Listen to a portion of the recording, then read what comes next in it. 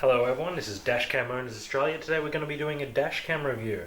We've got a lovely camera here from Vico Vation. It's their most recent unit called the Marcus 5, which is a dual camera system.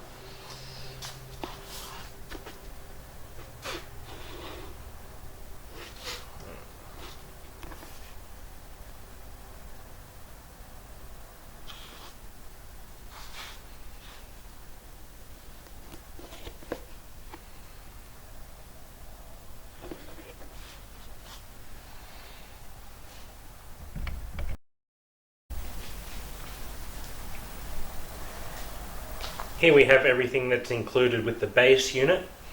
There are a few optional accessories on this camera, one of them being the GPS module. So you can buy this unit with an additional GPS, which unlocks a few features like lane departure warning, forward collision warning, and it also gives you speed alert and your location. The other optional accessory is a filter that goes on the quick release mounting. Helps cut down on glare from your windshield and reflections, stuff like that. Alright, so what we do have included here is the cable that connects the front camera to the rear camera. It's about 6 meters long. Our power cable for the front camera, the bracket for the rear camera, which is attached by 3M sticky tape and a ball joint mount, a spare adhesive mount, the rear camera itself, which is tiny, the larger front camera, a suction cup mount, the quick release bracket, and a few more options for mounting the front camera. What we also have here is just a quick guide on the front ball joint mounts and how you change them,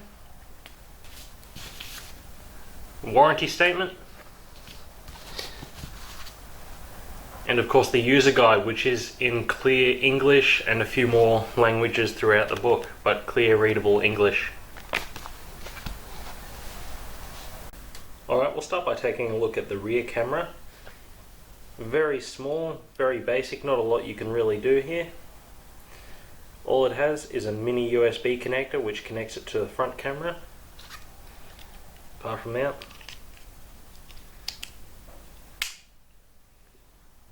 that's the mount that it clips into, just with a ball joint so you can adjust the angle that it goes on. So you get from flat windscreens, rear windows, to any curve like that. Alright, now we have the front camera. On the side here, we have the memory card.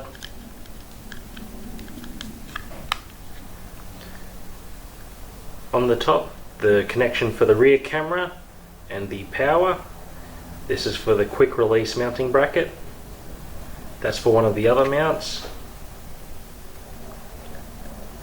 On the side here, you've got your HDMI out and your GPS connection. On the bottom, just more ventilation and serial number. What I'm going to do now is go through a few of the different mounting options for this camera. All of them are based on a ball joint, so you can connect them to this. Alright.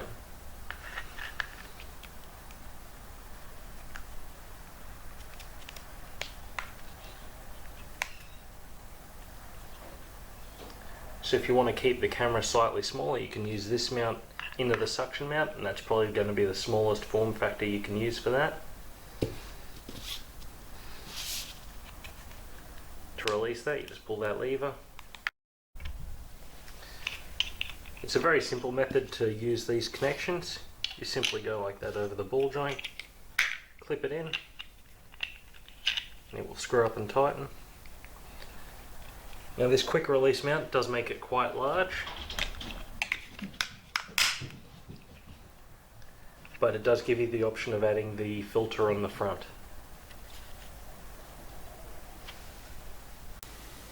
What I'm going to do now is have a run through of the menu and options on this camera. I'll start here in the video menu. For our resolution options, we have 1080p 30 frames per second on both cameras, or 720p 30 frames per second on both. For exposure value, front rear camera individual, and here are the options. For all my shots, there was left at 0.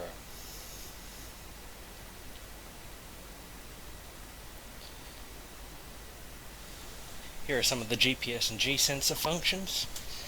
Different settings for the G sensor. GPS settings if you do have the available GPS dongle. Position overlay on and off, speed overlay on and off.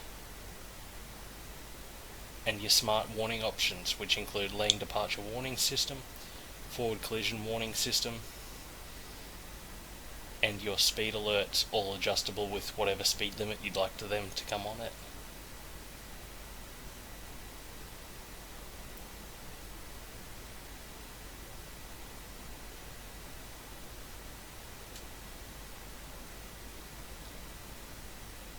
And of course also the overspeed warning.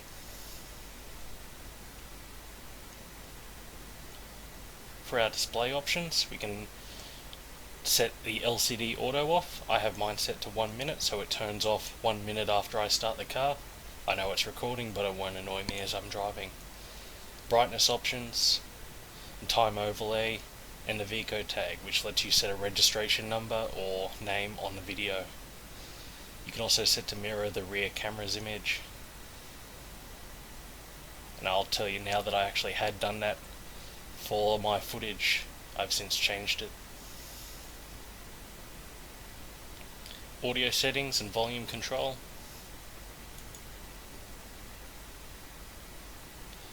Playback options if you want to have a look through footage. I didn't have anything there to show you.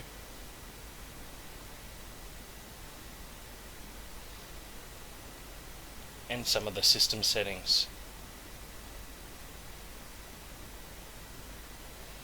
In the system settings, we have our clock, time zone, TV systems, which is NTSC and PAL respectively, the different languages for the actual dashcam. There's a lot of different options there.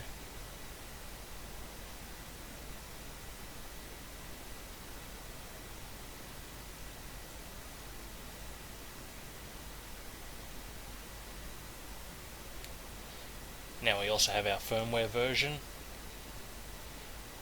our option for formatting the memory card, software upgrades should we need to do a firmware upgrade, and we can reset to default settings.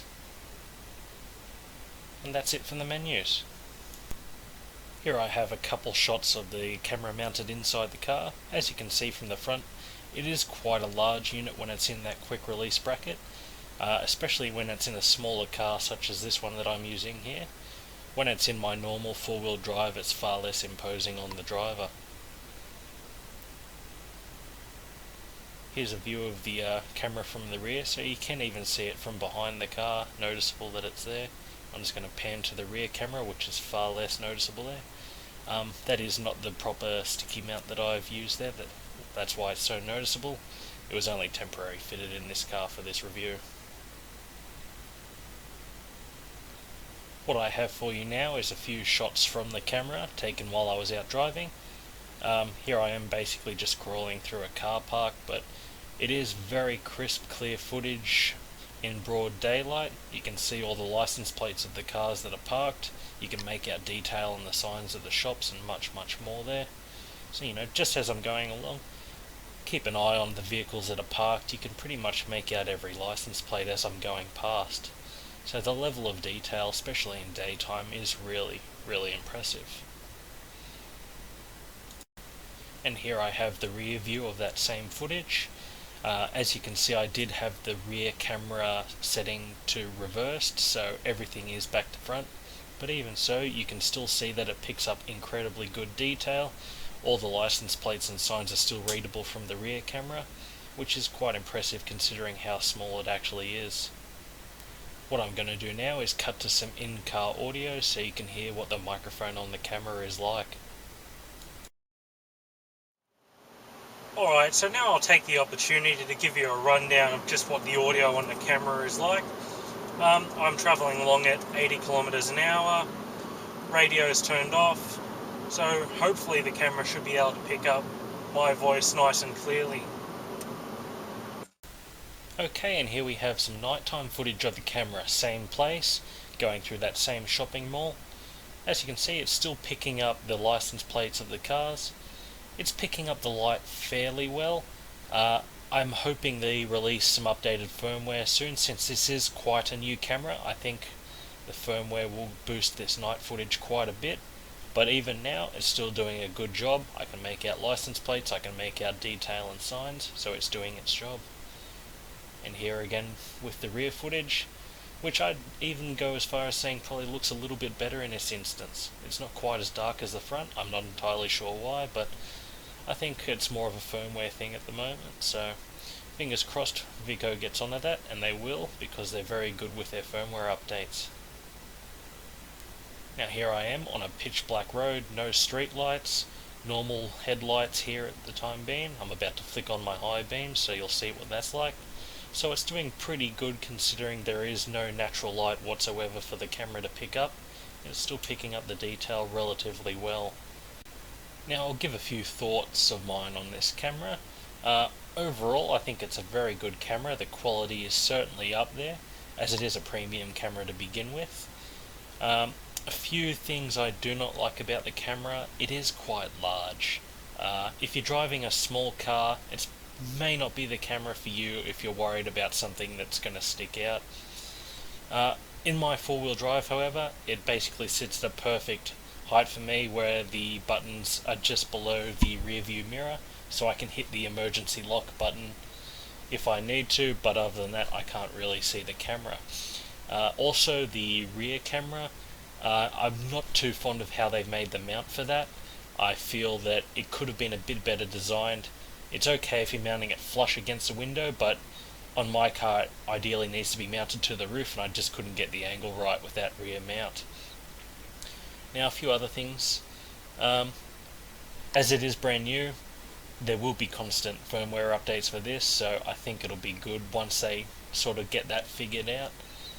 For the time being though, I'm still using this camera. I'm very happy with the job that it's doing. Now for Australian residents, it's available on the Dashcams Australia website. I've got a link to them down in the description. And you can also use a coupon code of DCOA, and that'll get you free express shipping with them. So be sure to do that if you're interested in this camera. It's currently on special there for $400 at the time of filming. Yes. Any final thoughts, or if you have any questions on this camera, feel free to ask down in the comments below, and I'll try and answer you best I can. Alright, this is Dashcam Owners Australia saying goodbye.